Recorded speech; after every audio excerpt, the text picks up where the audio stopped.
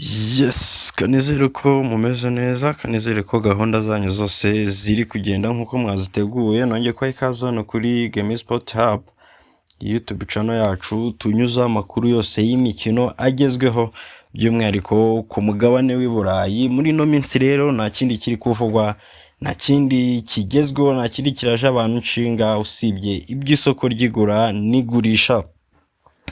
Tugiye kurebera hamwe birimo biravuga muri ekipe ya Arsenal, Chelsea, Liverpool, Manchester United n'andi makipe yo mu Bwongereza, cyane ko iyo ari imwe muri sama zitezwe cyane ko zigomba gukorwamo deal nyinshi no gushorwamo amafaranga menshi. Bamwita Morgan Rogers, Jeremy Monga, Julian Alvarez, abo bose barimo baravugwa kuba bakwerekeza Emirates. Na mu gihe kandi ekipe ya Manchester United nyuma yo gusoza deal y'uwitwa Ederson hagezweho abarimo Harry Chouameni, nyuma yo kugurisha kandi Rasmus Hojlund haravugwamo n'abarimo Sandro Tonali ndetse n'abandi. Ekipe ya Chelsea n'umutoza wayo mushyashya Xabi Alonso bafite ibyago byinshi byo kuza gutakaza Enzo Fernandez na Marc Cucurella, bose bashobora kwerekeza muri Espagne, cyane ko ari naho harimo haturuka ama ekipe menshi abashaka, ariko nabo bakaba bafite icyizere cyase bamaze kongera witwa Adam Wallington na Jarrod Bowen kuri liste yabo bifuza. Ibyo byose ndetse n'ibindi nibyo tugiye kurebera hamwe muri deal zose zifite aho zihuriye na Premier League. Mwibutsa ngo nimba utari wakanda subscribe, nyamuneka iki ni cyo gihe cyiza cyo kugira ngo ukande subscribe, ubundi tujye tubana. Wibuke gukanda like kuri no video, ibintu bigende neza. So reka twite twinjira muri ino deal. Duhere ku nkuru y'uwitwa Elmala. Ekipe ya Brentford irifuza gusinyisha uwitwa Said Elmala nkuko bitangazwa n'ikinyamakuru Sky Sport, ariko nanone iyi ni deal itarimo irakunda cyase ni deal irimo ibagora, kubera yuko famille y'uno mukinnyi bita Elmala yo irifuza ko Brentford banzi igasinyisha umuvandimwe we mukuru bita Malek usanzwe ukinira ekipe ya Korin mu gihugu cy'Ubudage. Ni mu gihe andi makuru arimo aravuga yuko ekipe ya AC Milan yaba irimo irakurikirana hafi by'umuvandimwe bita Crescencio Samaville wa West Ham, nuko bitangazwa n'ikinyamakuru Team Talk. Bikakubwira yuko rero ekipe nka Tottenham Hotspur na Aston Villa nazo zirimo zikurikirana no mukinnyi ushobora kuboneka hagati ya $35 kugeza kuri $40 ava muri ekipe ya West Ham. Nkuko bitangazwa n'ikinyamakuru SPN, umusore w'imyaka 21 nubwo atari kubona umwanya uhagije muri ekipe ya Manchester City, uwo bita Rico Lewis we nta gahunda afite cyangwa se arumva yakwifuza kuguma muri no Manchester City, akareba yuko yabona umwanya uhagije ariko adasohotsemo. Ni mu gihe uwo bita Rodri Cascante, umukinnyi w'ikipe ya Manchester City, akomeje gutsimbarara avuga yuko we ntacyo ashaka kuvuga kwa azaza hiwe, ategereje igikombe cy'isi kikarangira. Uyu mukinnyi maze iminsi avuga muri ekipe ya Real Madrid, ndetse murabizi ko uwitwa Enrique Riquelme uri muri yamamariza kuba perezida wa Real Madrid yatangaje ko nibaramuka bamugira icyizere bakamutora azasinyisha uyu Rodri na mugenzi we bakinana Erling Haaland, ariko n'ubundi uyu Rodri yakomeje kwensistinga avuga ko ntacyo kubivugaho. Ekipe ya Manchester City irimo irakurikirana hafi by'uno muvandimwe bita Elliot Anderson guturuka muri ekipe ya Nottingham Forest, ariko nanone nkuko bitangazwa n'uwitwa Fabrizio Romano akavuga yuko Manchester City yabirimo igenda ikurikirana gake iby'uwitwa Sandro Tonali guturuka muri Newcastle United. Ekipe ya Liverpool yongeye kujya muri deal y'uwitwa Yan Diomande. Biravugwa yuko ekipe ya Liverpool ishaka kugura abakinnyi batatu b'imbere nyuma yo gutandukana na Mohamed Salah ugomba kuva Anfield muri already yamaze no kugenda kuko sezo yiwe yararangiye. Bamaze no kubashyiraho umutoza mushyashya rero Andoni Alaola waje gusimbura Arnaud Slot nawe birukanye. Bikavugwa yuko rero ekipe ya Liverpool umwe mu bantu yifuza cyane ari uyu munya-Cote d'Ivoire Yan Diomande. Ekipe ya Brighton and Hove Albion yongeye kwakira bid ya kabiri iturutse muri ekipe ya Tottenham ku musore wa bita Jean Paul Van Hake, nkuko bitangazwa na BBC Sport. Iyi ekipe ya Tottenham yongeye kohereza bid muri ekipe ya Brighton and Hove Albion, cyane yuko nyuma yuko ekipe ya Tottenham igarukiye ku mwamba yari igiye kumanuka bura gato, rero barifuza kugurira uwitwa Roberto De Zerbi abakinnyi bahagije kugira ngo barebe yuko sezitaha bazaba bahanganira ibikombe ntibongere guhanganira kuguma mu cyiciro cya mbere. Ekipe ya Manchester City kandi iracyagerageza ibishoboka byose ngo irebe ko yakwibukaho n'umusore Elliot Anderson guturuka muri ekipe ya Nottingham Forest nk'uko bitangazwa na Fabrizio Romano. Ni mu gihe bidi yabo ya mbere bari bohereje ku munsi wo kwa gatatu bamaze kuba bayanga, ariko bakaba barimo bategura kuba bakohereza bidi yabo ya kabiri bitarenze kino cyumweru.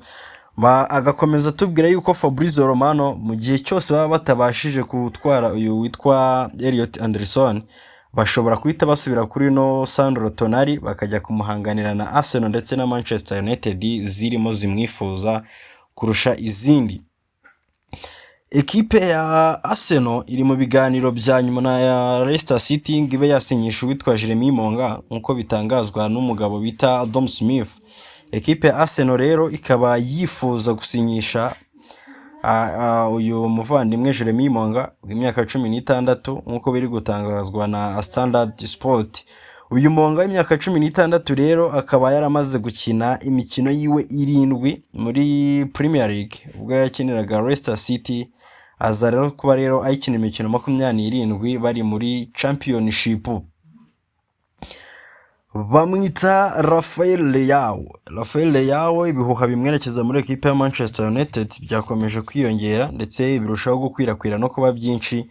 Ni nyuma yaho uyu mugabo w'umunyaportugal yararayikinze cyase yateye comment kuri post ya mugenzi we bakinana muri ekipe y'igihugu bita Bruno Fernandes akaba na kapiteni wa Manchester United. Ubwo yari postingiye kuri Instagram agira ati let's go men. Abafana ba Manchester United n'abandi bakaba barimo bavuga yuko cyase bari gutekereza yuko kapiteni wabo yaba yatangiye kubaherekeza uno mukinnyi. Nkuko The Times ibitangaza kandi ekipe ya Manchester United iri interested cyase irifuza gusinyisha uwitwa Ohahe Tchouameni guturuka muri ekipe ya Real Madrid nyuma yuko uwitwa Michael Carrick asinye amasezerano yo kuba umutoza mukuru muri Manchester United y'imyaka 2. Ni nyuma yuko kandi amaze no kubasinyisha umukinnyi wiwe wa mbere uwo bita Ederson guturuka muri ekipe ya Atlanta. Byitezwe ko Tchouameni nawe ari ugomba kuza ko yamukurikira mu majyaruguru y'uburengerazuba bw'Ubwongereza rero muri mujyi wa Manchester, akaba ariho hategerejwe no muvandimwe Ohahe Tchouameni. Hari hamaze iminsi ari gutangazwa amakuru avuga yuko ekipe ya Paris Saint-Germain yaba yifuza uyu musore w'umufaransa ukinira ekipe ya AFC Bournemouth bita Eric Junior Kulupi. Ni umusore bivugwa yuko ashobora kuza kugurwa amafaranga agera kuri miliyoni 100. Hari hasohotse inkuru rero zivuga yuko ama ekipe arimo Arsenal, ama ekipe nka Chelsea ndetse ni Paris Saint-Germain yavuzwe, ariko nanone ibinyamakuru bitandukanye byo mu gihugu cy'Ubufaransa bimaze kuba byandika bitangaza yuko ekipe ya Paris Saint-Germain nta gahunda ifite yo kuba yaza gutwara Eric Junior Kulupi cyase ko nta gahunda ifite yo kuba yaza gusinyisha Kulupi.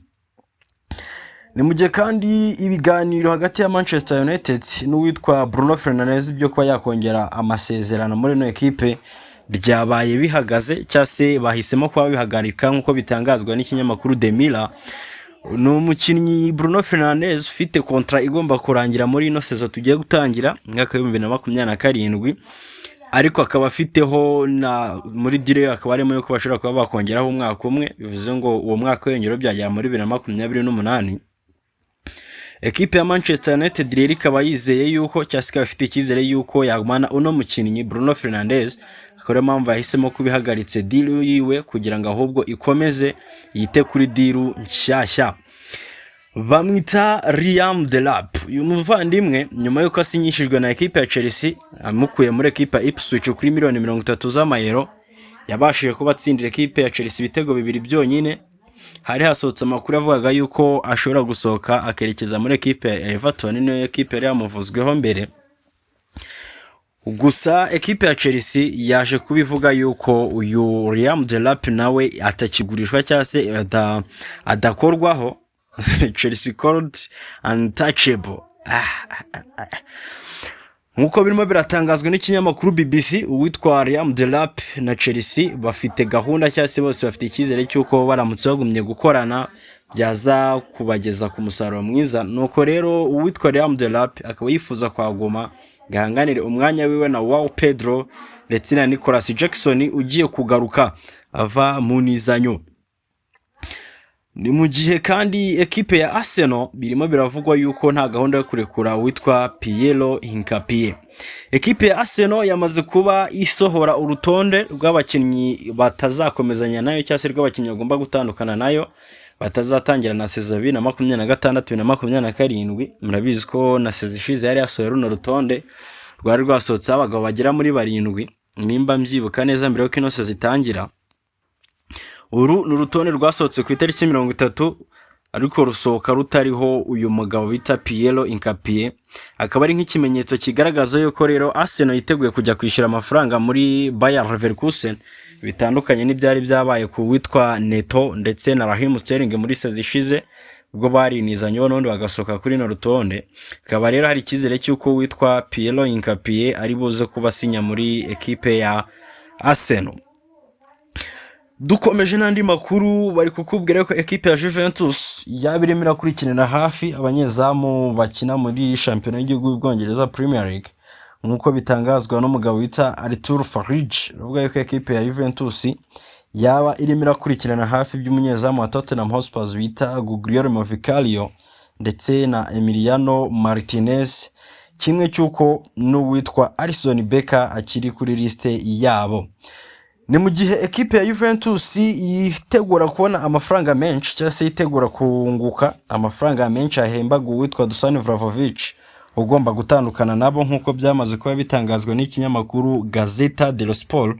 Bikavuga rero yuko uwitwa Emiliano Martinez ari we mahitamo yabo ya mbere, agashobora kuba yasimburwa n'uno muvandimwe rero witwa Guglielmo Vicario ngiye yaba bikunze yuko aba agira uwo babona muri abo bombi. Ekipe ya Leeds United irifuza kugumana n'umuvandimwe kapiteni wabo bita Ethan Ampadu, ikaba yifuza kumwongera amasezerano y'imyaka 4 nkuko byatangajwe na chairman y'ino ekipe. Bikavuga yuko rero ekipe ya Leeds idashaka gutandukana n'uno mugabo. Nkuko byangiye kandi binatangazwa n'umutoza Daniel Farke ati my hope and expectation is he will be with us for a while. Yakavuga ati ibyo nifuza kandi nibyo niteze nuko azaba ari kumwe natwe no mu minsi iri imbere. Akakubwira ngo ekipe ya Chelsea yamaze kuba ihamagara abahagarariye Dusan Vlahovic.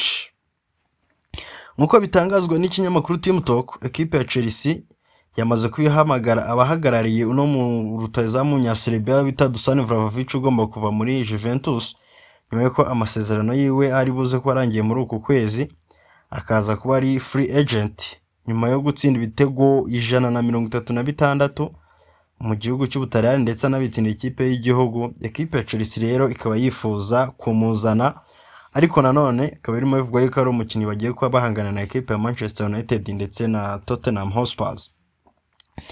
Dukomeje n'andi makuru birimo ravugwa ku witwa Jean Diomande. Ravuga yuko abari hafi ya Jean Diomande ndetse n'abantu bakurikirana hafi by'uno muvandimwe kuri we arifuza cyangwa se aprefera kuba yakwigira Anfield kuruta ahandi hariho hose, kandi na ekipe ya Liverpool nayo ikaba yifuza kuba yatwara uno mukinnyi. Arimo aganira n'ikinyamakuru yagize ati I try to stay focused as possible. I would love PSG since I was ready. Avuga ati nshaka kuguma ndi concentrate cyangwa se mfokasinze ku byanjye mu buryo bwose bushoboka, ariko nanone nkunda Paris Saint-Germain kuva nkiri muto. Akomeza agira ati I think my father was a PSG supporter but I'm not thinking about the future. I'm staying focused on the World Cup. We will see what happens after that. Tinekereza ko papa wanjye ari umufana cyangwa se ari umufana wa Paris Saint-Germain, ariko sinimo ndatekereza ku by'ahazaza cyangwa se byo nzerekeza.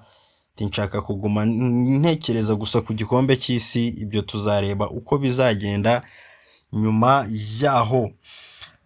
uwitwa Andani Iraola, uyu mutoza watozaga ekipe ya Bournemouth wamaze kuba yerekeza muri ekipe ya Liverpool, arifuza gusinyisha abakinnyi batandukanye nk'uko bitangazwa n'ikinyamakuru Team Talk. Rero akaba yifuza guhindura cyangwa se gahunda ziwe za mbere no guhindura abakinnyi bifuzwaga n'uwitwa Arnaud Slot, kuko we ngabona hari abatafitinga muri style ziwe akina cyangwa se n'ibyo yifuzaga kujya akina.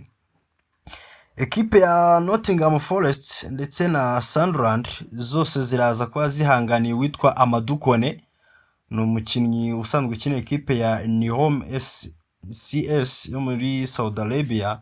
Uyu mukinnyi rero w'umunyemari, ariko ni umukinnyi wavukiye muri Mali ariko akaba ukina ekipe y'igihugu ya Cote d'Ivoire, akaba arimo yifuzwa n'ayo makipe, nubwo kandi nitwa Stade Reims mu gihugu cy'Ubufaransa nayo imwifuza ngo imusubize aho yarerewe n'aho yakuri. Nk'uko birimo bitangazwa n'ikinyamakuru Team Talk, ekipe ya Manchester United yamaze kuba yongera uyu mugabo w'Umunyasenegal Iliman Ndiaye kuri liste yabo yifuza cyangwa se yabo ishobora kuba yasinyisha. Ni mu gihe irimo ibona yuko gutwara uwitwa Morgan Rogers ishobora kuza kugorana, bitewe n'uko amakuru menshi arimo aravuga ko uyu Morgan Rogers nawe yifuza kwigira muri ekipe ya Arsenal. Ekipe ya Manchester United rero yamaze kuba yongera Iliman Ndiaye ku bakinnyi ishobora kuzifashisha cyangwa se kuba yahita ikurikizaho mu gihe yayo imaze kubura uyu mugabo wa ekipe ya Aston Villa bita Morgan Rogers. Ekipe ya Arsenal yasanze iyo bita Bayern Munich mu rugamba rwo gushaka uyu mudefenseur w'imyaka 22 wa Eintracht Frankfurt bamwita Nathaniel Brown. Bikaba bivugwa yuko rero nk'uko bitangazwa n'ikinyamakuru The Athletic, uyu mukinnyi wa ekipe y'igihugu y'Ubudage wamaze no kuba hamagarwa na Julian Nagelsmann agomba kujyana mu gikombe cy'isi. Akaba ari umukinnyi ukinisha akaguru k'ibumoso, agakina nk'umu left back, ashobora gukina nk'umu winger w'ibumoso, ariko nanone ubundi akina nk'umu left man muri defense central. Akaba ari kwifuzwa rero n'ayo ma ekipe yaba Arsenal, rabizwe no mu minsi yatambutse yavuzwe muri ekipe ya Manchester United na Chelsea, hiyongereho rero na Bayern Munich. Nk'uko birimo bitangazwa n'ikinyamakuru Team Talk, biravugwa yuko ekipe ya AC Milan yaba yatangiye gutekereza cyangwa se yatangiye gushaka umuntu yaza gusimbuza uwitwa Rafael Leao igihe yaza kuba asohotse muri ino ekipe. Bikavugwa yuko rero ekipe ya AC Milan yaba irimo ikurikiranira hafi by'uno muvandimwe wa West Ham bita Crescencio Samaville, ko cyane ko ari umwe mu bakinnyi bashobora kuza gusohoka muri ekipe ya West Ham bitagoranye nyuma yuko ekipe ya West Ham imanutse muri Championship. Ariko nanone ntago ari AC Milan wenyine imushaka, kubera yuko ekipe ya Tottenham ndetse na ekipe ya Aston Villa zose zirifuza gusinyisha uno mugabo. Ariko nanone iyitwa Team Talk ikavuga yuko miliyoni 35 z'amayero zishobora kuza kuba zihagije. Ni mu gihe kandi ekipe ya Arsenal ndetse na Manchester United arizo zirimo zivuga kuri uyu AC Milan. Bikavugwa rero yuko amafaranga ari buze kuva muri AC Milan muri Rafael Leao ari buze gukoreshwa hagurwa uyu muvandimwe bita Crescencio Samaville. Ekipe ya Liverpool biravugwa yuko ishobora kuba yifuza gusinyisha umusore ukiri muto, umediateri w'imyaka 16 w'Umudage ukinira ekipe ya Hertha mu gihugu cy'Ubudage. N'ubundi nk'uko bitangazwa rero na Sky German, akaba ari bimwe mu birimo baravuga mwita Kenneth Chino, bamwita Bardley Barcola, ni umusore w'ikipe ya Bayern Munich. Bikaba birimo bivugwa yuko nyuma yuko atangaje ko yifuza kujya gushaka umwanya hazakina igihe kinini, hari havuzwe ama ekipe nka Arsenal. Ariko noneho ekipe ya Liverpool nayo biravuga ko ari umukinnyi yatangiye gukurikiranira hafi no kwitaho cyane kugira ngo irebe ko yamujyana Anfield. Ni mu gihe kandi yaba itabonye uwitwa Yann Diomande kuko ari we priorite yabo ya mbere. Bakavuga rero ko bahita berekeza kuri uno musore Bardley Barcola. Biravugwa yuko ekipe ya Real Madrid nta gahunda yo kuza gutandukana na Kylian Mbappe, nubwo hari ibihuha byinshi byagiye bivugwa yuko ashobora kuza kurekura. Murabizi bigeze no abafana ba Real bigeze gutoragera kuri miliyoni 30 bifuzaga ko Kylian Mbappe asohoka, ariko Florentino Perez yongeye kubikomfaminga aravuga ati nta hantu azajya, turi kumwe, ntabwo tuzigera tumurekura. Ekipe ya Arsenal ishobora kuza kugira mediane ya mbere nziza ku isi mu gihe cyose yaba ibashije gusinyisha uwitwa Sandro Tonali muri ino mpeshyi, nk'uko birimo bitangazwa n'uwitwa Tashan Derani Arlene. Biravuga yuko rero ekipe ya Arsenal yaba yifuza gusinyisha uyu Sandro Tonali, ariko kandi bikanavugwa yuko uwitwa Nacho Monreal ashobora kuza kugaruka muri ino ekipe ya Arsenal akaza kwakina, ariko noneho ameze nk'umu midfielders. Ekipe ya Arsenal rero ikaba yifuza gutwara uwitwa Sandro Tonali mbere ya byose. Arsenal yari yamaze gutanga bid ya miliyoni 60 z'amayero izohereza muri ekipe ya Lille ku musore bita Ayubu Buwadi, ariko ekipe ya Lille izo miliyoni 60 yaje kwita izanga, nkuko bivutangazwa rero n'igitangazamakuru bita Africa Foot. Biravugwa yuko ekipe ya Lille yifuza miliyoni 70 z'amayero kuri uno musore w'imyaka 18 y'amavuko. Bikavugwa rero yuko uyu musore yaba amaze gukina imikino 30 muri Ligue 1 ino season ishize, akaba ari umukinnyi ugomba gukinira ekipe y'igihugu ya Maroc mu gikombe cy'isi. Bikaba binavugwa rero yuko ekipe ya Arsenal ishobora kuza kongera bid yabo igasubira kuri uno musore Ayub. Ari amakuru akomeje kuvugwa yuko ekipe ya Newcastle ishobora kubishaka kurekura uwitwa Aaron Ramsey akaba yasubira muri ekipe ya Southampton.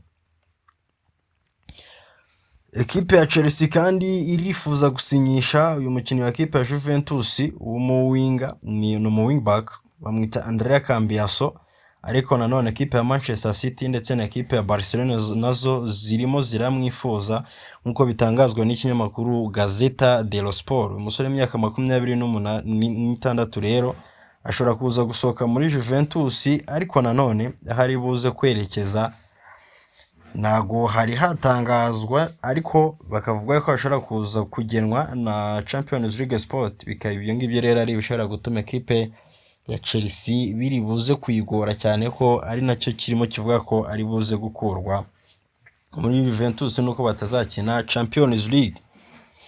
Ekipe ya Atletico Madrid yatangiye gutekereza ku muntu uzasimbura Julian Alvarez, kuko barabona neza ko ari ikibazo cy'igihe naterekeza muri ekipe ya Arsenal agomba kujya muri ekipe ya FC Barcelona, cyane ko Julian Alvarez amaze no kubabwira yuko nta gahunda yo kongerera amasezerano afite, cyasababwira ko yifuza kugenda.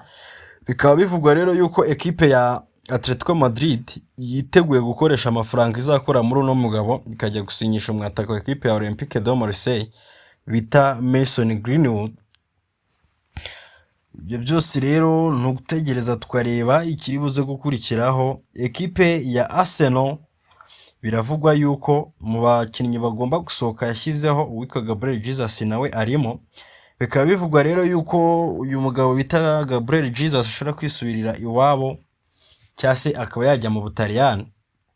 Ngo harimo avuga amakipe nka Milase, hakavugwa amakipe nka Fluminense yo mu gihugu cya Brazil, ariko noneho ekipe ya Everton nayo yinjiye muri no deal, mu gihe bivugwa yuko ekipe ya Arsenal ishobora gufata amafaranga ari hagati ya miliyoni 20 na 23. Ekipe ya Everton ikaba yifuza kugumisha rutayezamu w'umunyabrazil mu gihugu cy'Ubwongereza. So twaze tubigarukaho gato ko Man City bid ya mbere yatanze kwitwa Elliot Anderson yamaze kuba yangwa, nkuko bitangazwa n'ikinyamakuru rero The Athletic. Bakaba bavuga yuko ekipe ya Manchester City igomba kuza kuba yongera bid yayo, ndetse bikanavugwa yuko igomba kwitanga bitarenze muri iki cyumweru. Ekipe ya Manchester United nyuma yo kubona ko uwitwa Luke Shaw arimo agenda agira ibibazo by'imvune, Patrick Dorgu akaba yarigijwe imbere atagikina nk'umu left man, bakaba barahisemo kumukinisha nk'umuwinga. Uwitwa Michael Carrick rero yaje kuba abwira ikipe ya Manchester United ko yifuza Rex Hall wa Newcastle, akaba ari we mukinnyi yifuza ko yasinyisha ku ruhande rw'ibumoso. Mu gihe kandi indi nkuru wamenya ari uko ekipe ya Arsenal irimo itekereza kuba yarekura kapiteni Martin Odegaard ikamusimbuza uwitwa Dani Olmo wa FC Barcelona. Bikaba bivugwa yuko rero ashobora kugura amafaranga ari hagati ya miliyoni 60 z'amayero na miliyoni 70. So reka mbashimire cyane mwebwe mwese mwabanye natwe, babwira ngo nyamuneka nimutari wakanda subscribe ukanda subscribe kugira ngo ujye ubana natwe mu biganiro biri imbere, kandi nkubwira ngo wibuke kurikinga ino video no kwisharinga inshuti zawe, tujye dukomeza tubana hano kuri Gemi Sport Hub. Reka mbashimire cyane mbabwire ngo dusubire muri video zikuri.